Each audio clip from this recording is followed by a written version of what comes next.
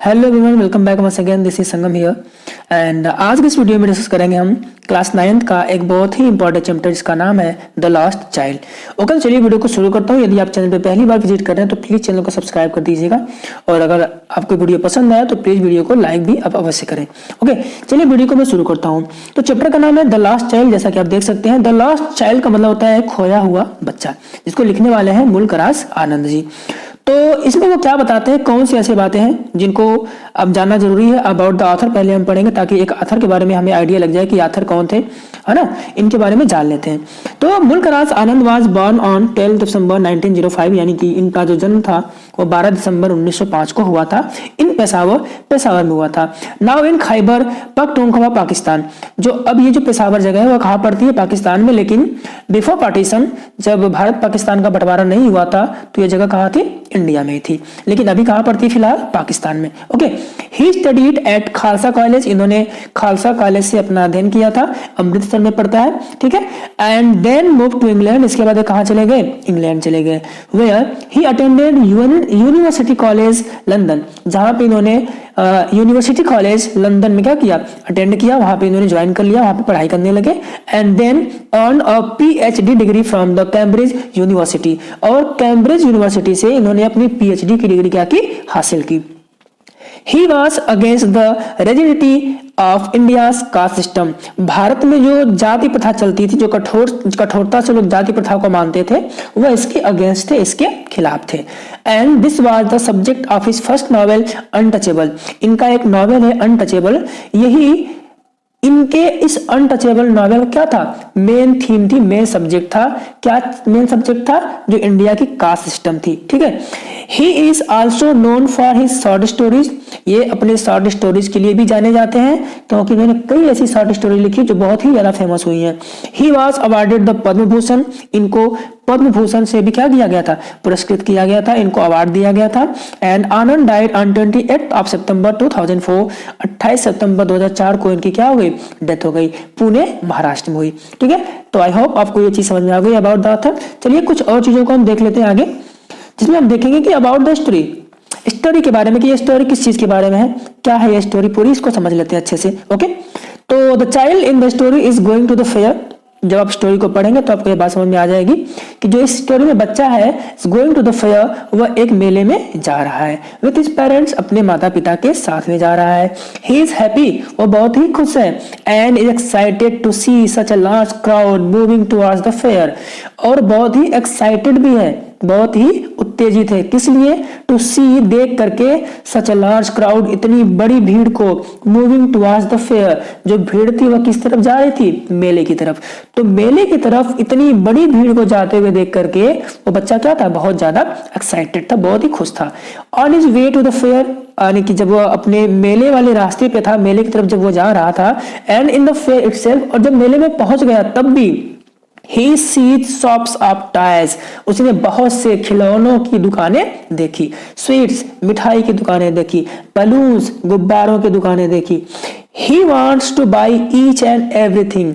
क्योंकि बच्चा है तो उसके मन में यह भावना आ रही कि वो क्या करे? सारी चीजों को अपने पास समेट ले, यानी सब चीजों को ले ले। तो he wants to buy each and everything, वह सारी चीजों को खरीद लेना चाहता था। But his parents don't let him have any, लेकिन उसके माता पिता उसको अनुमति नहीं देते क्या करने के लिए? हैव एनी, कोई भी चीज अपने पास रखने के लिए, यानी कोई भी चीज खरीदने के लिए। May be because of their being very poor, हो सकता है इसका कारण क्या था कि वे बहुत ही क्या थे? पुअर थे, बहुत ही गरीब थे, तो वो उसको अफोर्ड नहीं कर सकते थे खरीदना। Okay, but when he is lost in the fair, लेकिन जब बच्चा मेले में खो गया, ही नीड्स नथिंग, तब उस बच्चे को कुछ नहीं चाहिए। क्या चाहिए था? हिज पेरेंट्स ओनली, केवल वो अपने माता पिता को चाहता था। मतलब बच्चे की एक साइकोलॉजी को आपको दिखाई गई, कैसे जो बच्चा था पहले इन सब चीजों के पीछे, खिलौने के पीछे, मिठाइयों के पीछे इतना ज्यादा एक्साइटेड था कि वो चीजें ले ले, लेकिन जब उसके माता पिता खो जाते हैं तो वो क्या चाहता है? Parents only. अब उसको केवल कौन चाहिए? अपने माता पिता चाहिए, ठीक है। तो a child psychology is very beautifully depicted इस स्टोरी में। बच्चे की मनोदशा को बहुत ही ब्यूटीफुल तरीके से, बहुत ही सुंदर तरीके से क्या किया गया है, प्रदर्शित किया गया है। अब हम स्टोरी को पढ़ते हैं और अच्छे से समझते हैं। आई होप कि आपको आथा के बारे में थोड़ा समझ में आई गया होगा। अबाउट द स्टोरी आपने समझ लिया कि एक बच्चे के बारे में कहानी है। जो बच्चा कहाँ पे जा रहा है, मेले में जा रहा है, और मेले में वो अपने माँ बाप से बिछड़ जा रहा है और उसके बाद रोना स्टार्ट करता है और सिर्फ क्या बोलता है, I want my father, I want my mother, nothing else. उसको कुछ भी नहीं चाहिए, कोई खिलौने नहीं चाहिए। जो खिलौने के लिए पहले रोता था, अब उसे खिलौने बिल्कुल नहीं चाहिए। क्या चाहिए, केवल अपने माता पिता के लिए क्या कर रहा था, रो रहा था। चलिए स्टोरी को समझते हैं और मैं स्टार्ट करता हूं। सो आपके लिए पहला पैराग्राफ ये है, it was the festival of spring. कह रहा कि स्प्रिंग मतलब समझते होंगे, स्प्रिंग का मतलब होता है बसंत का मौसम, ठीक है। तो कह रहा it was the festival of spring, यह बसंत का मौसम था। And from the विंट्री sets of narrow lens and allies, from the विंट्री sets of narrow lens, narrow lens मतलब तंग गलियों से, पतली पतली गलियों से, पतली पतली गलियों के, विंट्री सेट्स का मतलब छायादार स्थानों से, ठीक है। जाड़े की, जब जाड़े का मौसम था तो तंग गलियों से और जाड़े के मौसम में छायादार स्थानों से एलेज अमर्ज अ गेली क्लेड ह्यूमैनिटी, ह्यूमैनिटी मतलब मानवता, यानी मनुष्यों की बहुत ज्यादा भीड़। गैली क्लेड मतलब होता है चमकदार कपड़े पहने हुए, रंग बिरंगे कपड़े पहने हुए लोग क्या कर रहे थे, इमर्ज का मतलब वहां से निकल रहे थे, वहां से आ रहे थे। सम वाक्ड, कुछ लोग वॉक कर रहे थे, कुछ लोग पैदल पैदल चल रहे थे। सम रोड ऑन हॉर्सेज, कुछ लोग घोड़े पे सवार होके जा रहे थे। Other sat being carried in bamboo and bullock carts. आपको पता है कि जैसे पहले डोलियां चलती थी, कुछ लोग उसमें भी जा रहे थे, ठीक है। तो बीइंग कैरिड, कुछ लोगों को लेके जाया जा रहा था। इन बम्बू यानी बांस के बने हुए, उन पालकी कह सकते हैं आप, उसमें बैठा के भी लेके जाया जा रहा था। एंड बुलक कार्ट्स, और कुछ लोगों को बैलगाड़ी भी क्या कर रही थी, लेके जा रही थी। वन लिटिल बॉय, एक छोटा बच्चा था वहां पे, रैन बिटवीन हिज फादर्स लेग्स, जो अपने माता पिता के जो अपने फादर के लेग्स के बीच से क्या हो रहा था, दौड़ते दौड़ते जा रहा था। ये वही बच्चा है। Brimming over with life and laughter, जो ये बच्चा था बहुत ही भरा हुआ था। ब्रिमिंग ओवर मतलब समझ जाइए, बहुत ही भरा हुआ था, यानी बहुत खुश था। लाइफ एंड लाफ्टर, जीवन से और हास्य से। आप मेले में जाते हो तो आप भी खुश होते हो, तो सेम उसी प्रकार से ये बच्चा भी क्या था, मेले में जाने के लिए बहुत ही ज्यादा खुश था, बहुत ही लालायित था। ओके, नेक्स्ट पैराग्राफ को देख लेते हैं। नेक्स्ट पैराग्राफ क्या कहता है, देखिए दोस्तों चित्र आपके लिए लगा हुआ है, आप समझ सकते हैं बहुत ही अच्छे से इसको, है ना। बच्चा जा रहा है कैसे, माँ का हाथ पकड़ा हुआ है। ओके, चलिए समझते हैं। आगे कहता है कि कम चाइल्ड कम, उसके जो पेरेंट्स हैं वो उसको, चूंकि बच्चा पीछे छूट गया था, तो कॉल्ड हिज पेरेंट्स, उसके माता पिता ने बुलाया, क्या बोला, कम चाइल्ड कम, आओ बच्चे आओ। और कहते हैं कि एज ही लेग्ड बिहाइंड, क्योंकि वो बच्चा क्या हो गया था, पीछे छूट गया था। लेग्ड बिहाइंड का मतलब होता है पीछे छूट जाना, वो बच्चा पीछे छूट गया था। Fascinated by the toys in the shops that line the way, fascinated मतलब होता है मुग्ध हो गया था, आकर्षित हो गया था। बाय द टॉयज, उन खिलौनों के द्वारा, इन द शॉप्स, जो क्या थे, दुकानों में रखे गए थे। दैट लाइन द वे, जो लाइन से, जिनकी कतारें लगी हुई थी रास्ते के किनारे किनारे। दोस्तों जब मेले में जाते हो तो आपने देखा होगा कि मेले में एक तरफ क्या होते हैं, दोनों तरफ से किनारे किनारे पे दुकानें लगी होती हैं। तो इन्हीं खिलौनों की दुकानों को देख के बच्चा क्या हो गया था, उनकी तरफ फैसिनेटेड हो गया था, यानी कि मुग्ध हो गया था। ही हरीड टुवर्ड्स हिज पेरेंट्स, वह जल्दी जल्दी क्या करता है, अपने माता पिता की तरफ भाग करके जाता है। ओके, ही हरीड टुवर्ड्स हिज पेरेंट्स, वह जल्दी जल्दी भाग के अपने माता पिता की तरफ जाता है। हिज फीट ओबीडिएंट, ओबीडिएंट मतलब होता है आज्ञा का क्या करना, पालन करना। ओके, ओबीडिएंट मतलब क्या होता है, आज्ञा का पालन करना। तो जो उसके पैर थे वह आज्ञा का पालन कर रहे थे, टू देयर कॉल, उनके बुलाए जाने का, यानी जब उसके माता पिता ने उस बच्चे को बुलाया तो उनकी आज्ञा का पालन कौन कर रहा है, बच्चे का पैर, यानी बच्चा दौड़ करके उनकी तरफ गया। ओके, आई होप आप ये समझ गए होंगे। आगे भी देख लेते हैं। And his eyes still lingering, जब वो बच्चा आगे जा रहा था ना, हिज आईज, उसकी जो आंखें थी, स्टिल अभी भी, लिंगरिंग का मतलब होता है अटकी हुई थी, ठहरी हुई थी, ऑन द रिसीडिंग टॉयज, जो खिलौने पीछे छूटते जा रहे थे। जब बच्चा भाग के अपने माँ बाप के पास जा रहा था आगे, तो जितने खिलौने पीछे छूटते जा रहे थे, इस बच्चे का ध्यान क्या था, उन्हीं खिलौनों की तरफ लगा हुआ था। As he came to where, जैसे ही वो वहां पहुंचा, वेयर मतलब जहां पे, they had stopped to wait, उसके माता पिता क्या किए थे, स्टॉप मतलब रुक गए थे, टू वेट इंतजार करने के लिए, फॉर हिम, उस बच्चे के लिए। क्योंकि बच्चा पीछे था तो माता पिता आगे जाके रुक गए और उसको बुलाए, कम चाइल्ड कम। तो बच्चा दौड़ के वहां तक गया और जहां पे वो रुके हुए थे, he could not suppress the desire of his heart, could not suppress, suppress मतलब होता है दबा देना। तो ही कुड नॉट सप्रेस, वो दबा नहीं सका the desire of his heart, अपने हृदय की डिजायर को, अपने हृदय की इच्छा को। वो बच्चा, उसके मन में जो इच्छा थी खिलौनों को खरीद लेने की, वो उसको दबा नहीं सका। इवन दो, भले ही वेल न्यू, वो बहुत ही अच्छे से जानता था द ओल्ड मतलब वही पुराना, कोल्ड मतलब बिल्कुल ठंडा, stare of refusal in their eyes, कि उनकी आंखों में, उसके माता पिता की आंखों में रिफ्यूजल मतलब इनकार करना होगा। उसे पता था कि उसके माता पिता खिलौने नहीं खरीदेंगे, लेकिन फिर भी वह अपनी उस इच्छा को दबा नहीं सका, यानी कि उनसे क्या किया, बोल दिया। ओके, नेक्स्ट पे चले, नेक्स्ट पैराग्राफ देख लेते हैं। आई होप फ्रेंड्स आपको समझ में आ रहा होगा, मैं बहुत ही इजी तरीके से आपको समझाने का प्रयास कर रहा हूं। अगर आपको अच्छा लगता है वीडियो तो प्लीज वीडियो को लाइक अवश्य करिएगा, ठीक है। आगे देखेंगे, आई वांट दैट टॉय, क्या बोलता है, आई want that toy, he pleaded, pleaded मतलब होता है याचना करना। बच्चा अपने माता पिता से याचना करता है, आग्रह करता है, आई वांट दैट टॉय, मुझे वो खिलौना क्या है, चाहिए। His father looked at him, उसके पिता ने उसकी तरफ देखा, रेड आइड, लाल लाल आंखों से, यानी गुस्से में। इन हिज फेमिलियर टायरेंट्स वे, अपने वही फेमिलियर मतलब जाने पहचाने, टायरेंट्स वे मतलब बिल्कुल क्रूर, जैसे लगता है ना क्रूर शासक, बहुत ही गुस्से में, तो बिल्कुल वैसे गुस्से में उसके पिता ने क्या किया, उसकी तरफ देखा कि खिलौने मांग रहे हो तुम, ऐसे उन्होंने गुस्से में देखा उसकी तरफ। आगे, हिज मदर, उसकी जो माँ थी, melted by the free spirit of the day, उसकी जो माँ थी वो उस दिन के फ्री स्पिरिट मतलब स्वतंत्र आत्मा के कारण, मेल्टेड मतलब क्या हो गई, पिघल गई। माँ तो माँ होती है ना, वो बच्चे के, जो बच्चे ने बोला कि मुझे खिलौने चाहिए, उस बात से पिघल गई वो। एंड वाज टेंडर, वो बहुत ही कोमल हृदय वाली थी, बहुत ही सॉफ्ट थी उनकी mother.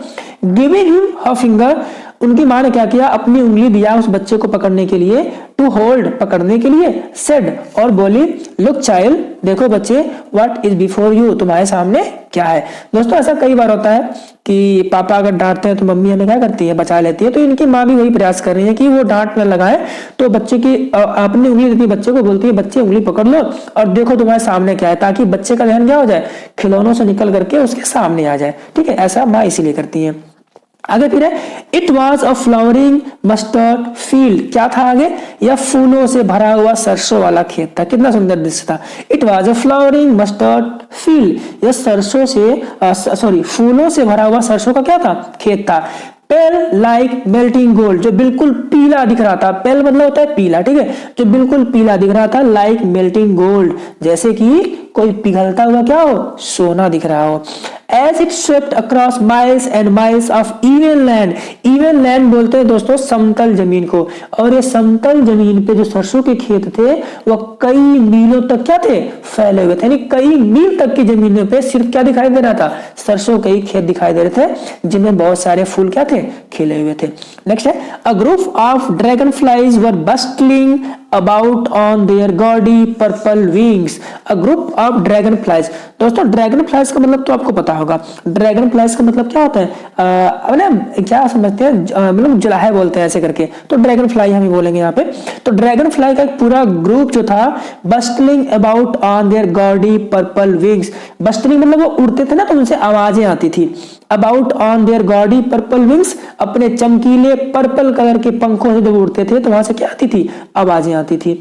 Intercepting the flight of a lone black bee और बटरफ्लाई, इंटरसेप्ट कर रहे थे, बीच से होकर के जा रहे थे, काट रहे थे रास्ते को, flight of a lone black bee, एक अकेली काली मधुमक्खी की या फिर तितली के, यानी एक अकेली जो काली मधुमक्खी थी या फिर तितली थी वो रास्ते में जा रही थी, उसके रास्ते को ड्रैगन फ्लाई जो उड़ते हुए जा रहे थे उनका एक पूरा ग्रुप उसके रास्ते को क्या कर रहा था, काट रहा था, यानी कि उनके सामने से गुजर रहा था।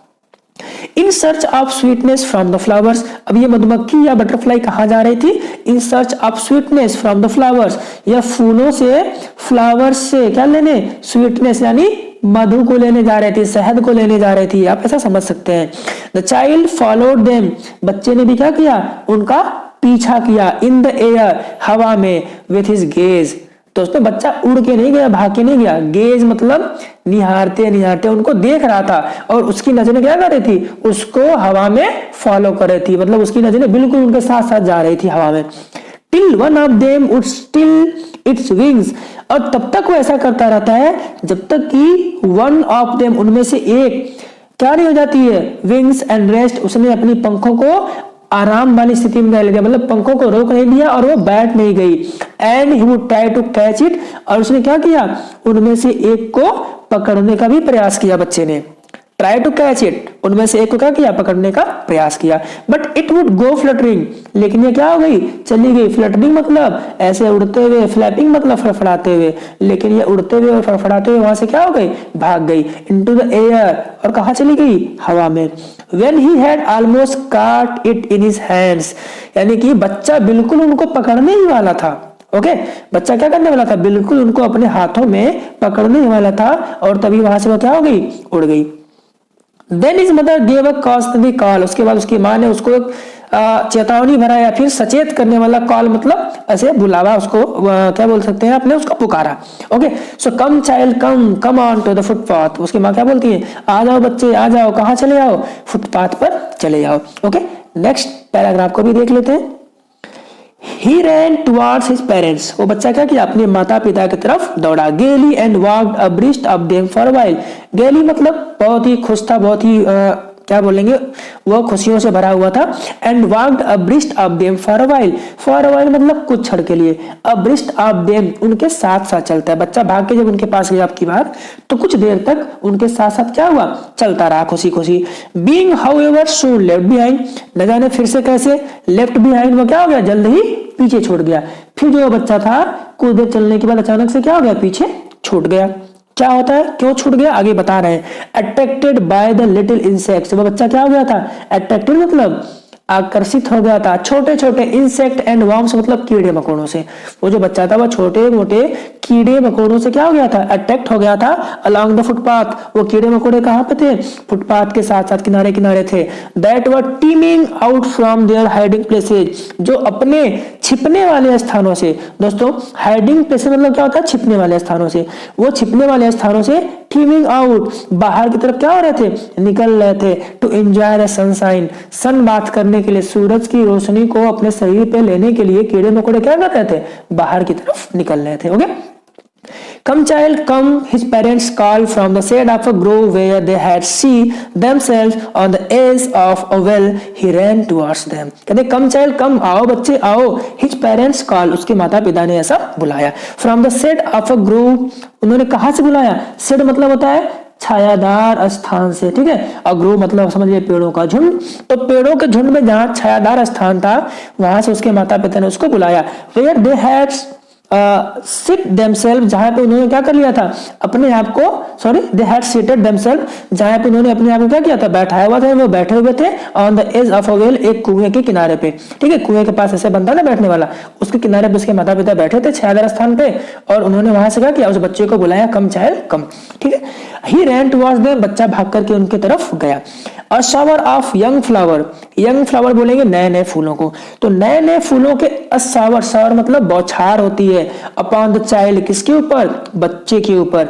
As he entered the group, जैसे ही वो पेड़ों के झुंड के पास पहुंचा, उसके ऊपर क्या गिरते हैं, नए नए फूल गिरने लगते हैं। एंड फॉरगेटिंग हिज पेरेंट्स, वो बच्चा बिल्कुल अपने माता पिता को भूल गया।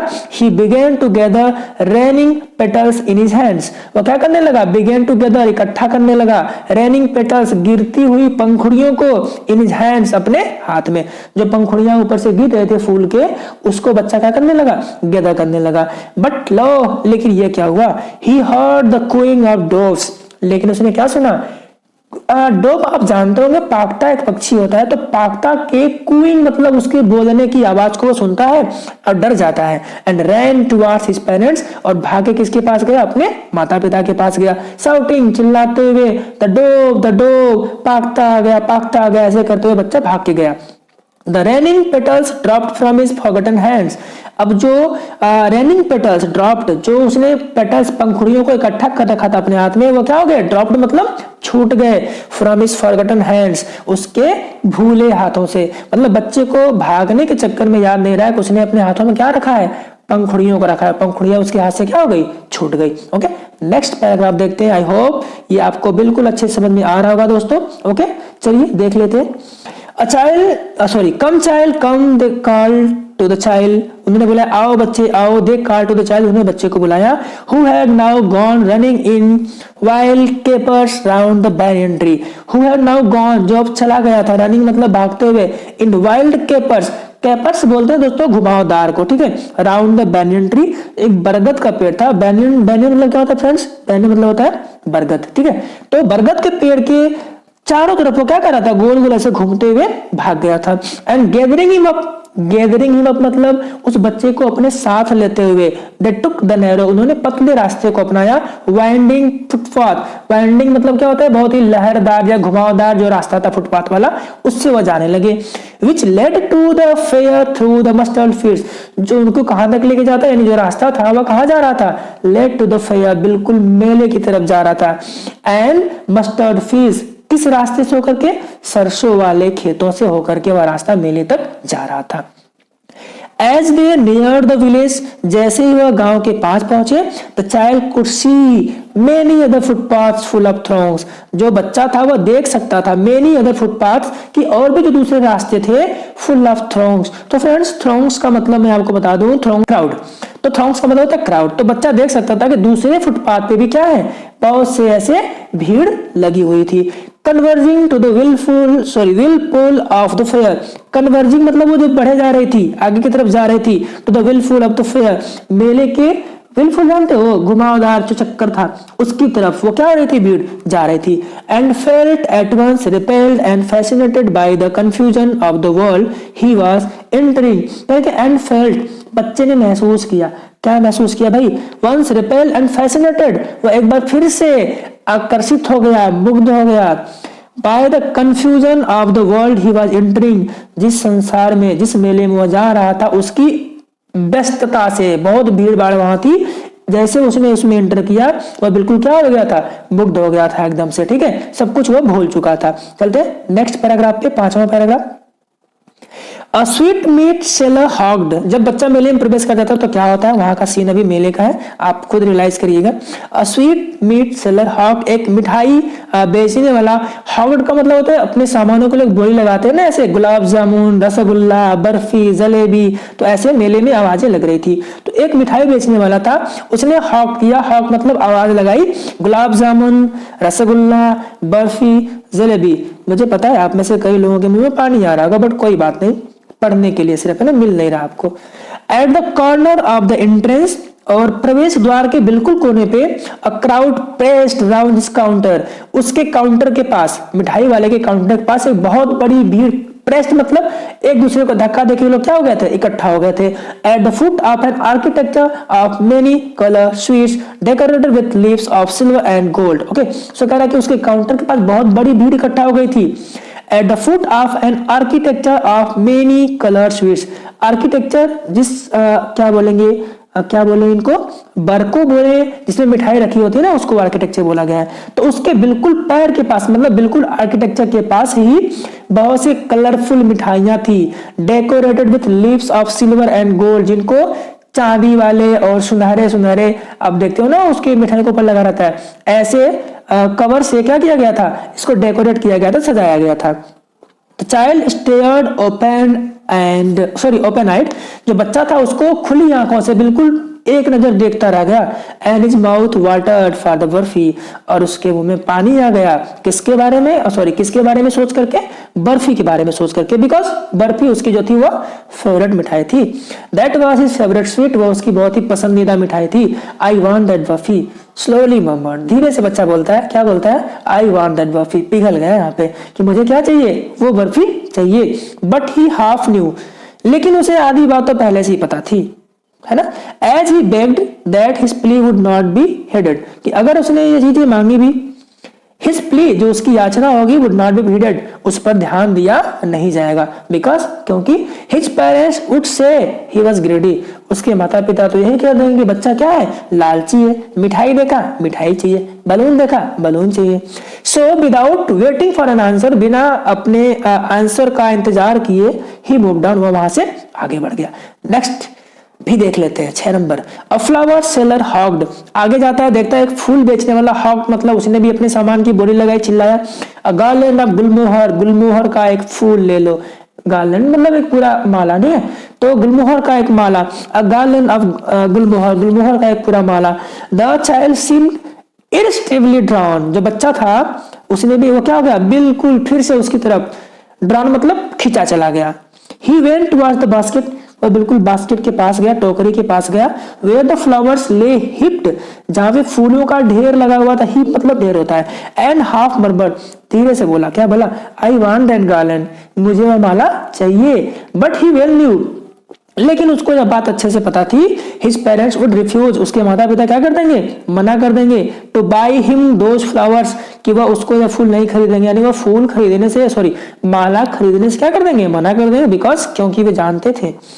दे वुड से, वह उसे कहेंगे, क्या कहते, दैट दे वर चीप, ये फूल बहुत ही क्या है, चीप मतलब बिना काम के, बड़े सस्ते, इनका कोई मतलब नहीं हमारे लिए, ये बेकार है। So without waiting for an answer, फिर से बिना अपने जवाब का इंतजार किए कि उसके माता पिता क्या कहेंगे, ही मूव्ड ऑन, वो वहां से आगे बढ़ गया, क्योंकि उसको रियलिटी पता थी क्या होने वाला है। नेक्स्ट देखते हैं। A man stood holding a pole with yellow, red, green and purple. A man stood, एक आदमी खड़ा था, holding a pole with yellow, red, green. उसने एक पोल, एक डंडा समझ लीजिए, वैसे पोल मतलब खंबा होता है, बट एक डंडा पकड़ रखा था अपने हाथ में, जिसमें येलो कलर के, रेड कलर के, ग्रीन कलर के और पर्पल कलर के बलून्स लगे हुए थे, फ्लाइंग फ्रॉम इट, और उससे वो क्या हो रहे थे, उड़ रहे थे। अपने फ्रेंड देखा होगा मेले में, गुब्बारे वाला जो बेचता है, तो गुब्बारे बंधे रहते हैं उसके पोल से और वो गुब्बारे उड़ते रहते हैं, तो बच्चे ने भी ये देखा। तो child was simply carried away by the rainbow, जो बच्चा था वो बिल्कुल कैरिड अवे मतलब क्या होता है, मतलब उसकी तरफ खींचा चला गया। Rainbow glory of their silken colours, उस इंद्रधनुष की तरह दिखने वाले सिल्क के कलर की तरह। And he was filled with an overwhelming desire, और बच्चा पूरा फिल्ड विथ मतलब भर गया था, ओवरवेलमिंग डिजायर, उसके अंदर जो भावनाएं थी ना बहुत ही उमड़ रही थी, बिल्कुल उसकी भावनाएं क्या हो रही थी, बाहर रही थी, इतना ज्यादा वो उसकी तरफ मुग्ध हो गया था। तो पसेस दे माल, वह चाहता था कि ऑल, उन सभी गुब्बारों को, है ना, वो क्या कर ले, पसेस मतलब अपने पास रख ले। बट ही वेल न्यू, लेकिन उसे बात अच्छे से पता थी, his parents would never by him, उसके माता पिता कभी नहीं खरीदेंगे द बलून्स, उन गुब्बारों को, बिकॉज क्योंकि दे वुड से, वह कहेंगे, क्या कहेंगे, he was too old to play, वह बड़ा हो गया है, अब खेलेगा थोड़ी इसके साथ, इस सच ऐसे खिलौनों के साथ, यानी अब तुम बड़े हो गए हो, तुम्हें ऐसे खिलौनों के साथ अब नहीं खेलना है। सो ही वॉक्ड ऑन फर्दर, इसलिए वह वहां से आगे बढ़ गया, फर्दर मतलब आगे, ओके, वहां से वह आगे बढ़ गया। आगे देखते हैं।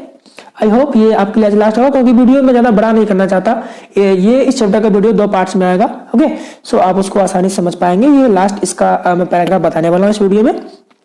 A snake charmer stood playing a flute, अभी जब वो आगे बढ़ता है तो एक स्नेक चार्मर, सपेरा समझिए, जो सांप को आकर्षित करता है अपनी तरफ, मतलब बुलाता है, उसको बोलेंगे स्नेक चार्मर, यानी कि सपेरा।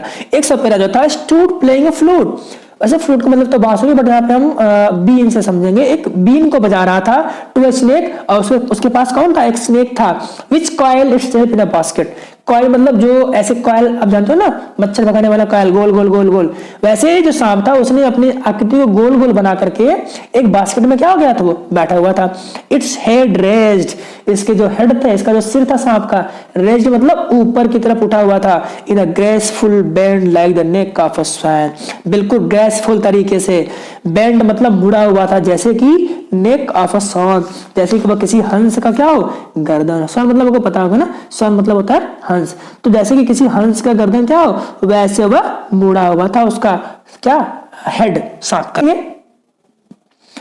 While the music stole into its invisible ears, जब जो म्यूजिक था वह प्रवेश कर जाता था, स्टोल मतलब चोरी करना, चुपके से जाना, तो जब ये म्यूजिक प्रवेश करता था, उसके फ्लूट का, उसके बीन बजाने की आवाज प्रवेश करती थी इनविजिबल ईयर्स, सांप के दिखाई न देने वाले कानों में, like the gentle rippling of an invisible waterfall, तो ऐसा लगता था जैसे कि क्या, जैसे कि कोई क्या बोलेंगे, अदृश्य झरना हो और उससे हल्की हल्की लहर क्या हो रही हो, अंदर जा रही हो। ओके, फिर समझ लीजिएगा इसको।